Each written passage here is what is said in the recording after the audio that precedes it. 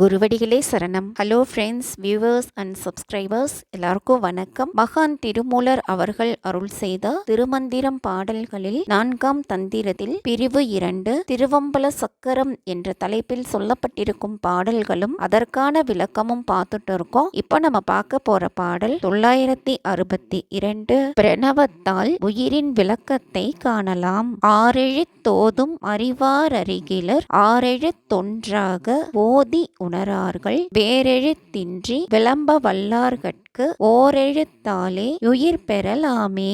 ஆறெழுத்து அப்படின்னா நமசிவய என்பதுடன் ஓம் கூட சேர்த்து ஆறெழுத்து. பிரணவம் அப்படின்னா மௌனமாய் நினைக்கத்தக்கது. பிரணவத்தால் உயிர் விளக்கம் பெறலாம். அதாவது 6 எழுத்து மந்திரத்தை ஓம் நம சிவய என்பதை ஓதும் அறிவு உடையவர்கள் இதனால் அமைய வேண்டிய நிலையினை அறிய மாட்டார்கள். திருவைந்தெழுத்து தியானத்தால் ஓரெழுத்தான பிரணவத்தை தோன்ற செய்யவில்லை. பிரணவத்துடன் வேறு எழுத்து சேர்க்காமலேயே பிரணவத்தை அறிவார்களுக்கு பிரணவத்தாலேயே உயிரின் விளக்கத்தை காணலாம். பாடல் 963 அகரத்துடன் உகரத்தை சேர்த்து அறிய வேண்டும். ஓதும் எழுத்தோடு உயிர்கலை மூவைஞ்சும் ஆதி எழுத்து அவை 50 ஒன்று என்பர். சோதி எழுத்தினில் இருமூன்று உல நாத எழுத்திட்டு நாடி கொள்ளீரே.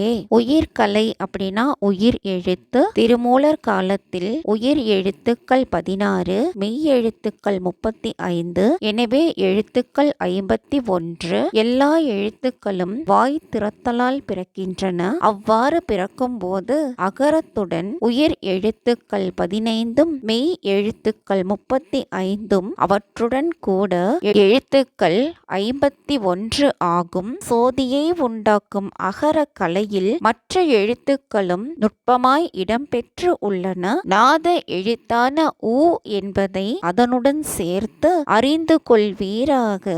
பாடல் 964 எழுத்துக்கள் சக்தியின் வடிவு.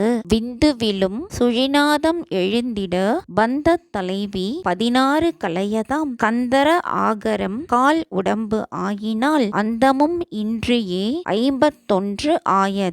பந்தத்தை தருவது உடல். அந்த உடலிலே ஒரு உறுப்பான குண்டலினியானவள் பந்தத்தை தருபவள் ஆகின்றாள். அதனால் 51 எழுத்துகளால் குறிக்கப்படும் உடம்பாக கழுத்து கை கால்களுடன் விளங்குவதாக கூறப்படும் எழுத்துக்கள் யாவும் சக்தியின் வடிவமே.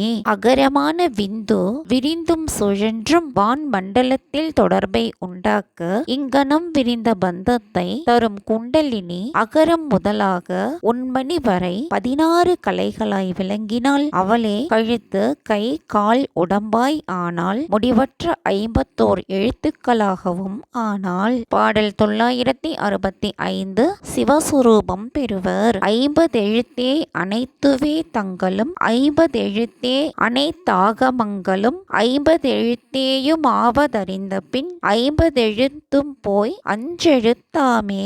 50 எழுத்துக்களாலேயே எல்லா மறைகளும் ஆகமங்களும் அமைகின்றன. அந்த 51 எழுத்துக்களும் 5 எழுத்தில் அடங்கும். பிரணவம் நீங்கிய 50 எழுத்துகளால் வேதங்கள் உள்ளன. அந்த 50 எழுத்துக்களால் ஆகமங்களும் உள்ளன.